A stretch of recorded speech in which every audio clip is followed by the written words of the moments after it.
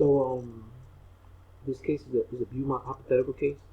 The rule is the most significant authority is Melt versus House, SOE 1971, in which a hotel was held partly responsible for injuries caused to a drunken patron who was thrown out of the hotel and later run over by a negligent driver on a busy near the hotel. Um, on behalf of the imposition of liability, it can be argued that Marie is liable, and the case law does apply to the current case.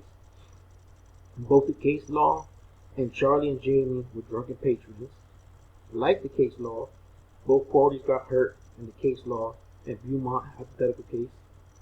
Mary Beaumont is on the hook because she supplied most of the alcoholic refreshment herself. That is a fact. And Mary Beaumont displayed negligence because she was highly amused at their crazy antics. Instead of monitoring her guests' alcohol consumption and her responsibility of them being her guests since she threw the party, she just let them leave and they ended up getting hurt.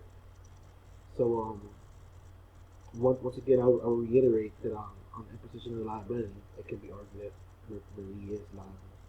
This is the case laws does apply to the current case.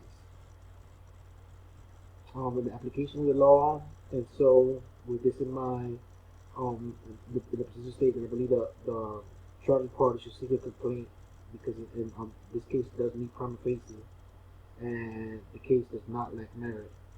Um, I think Marie should be held responsible for the damages of Charlie, Jamie, and Tom for the reasons that I reiterated earlier.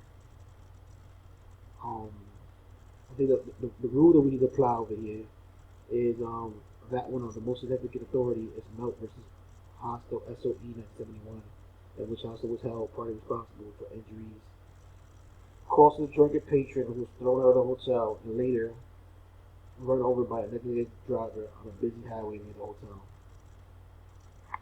Thank you.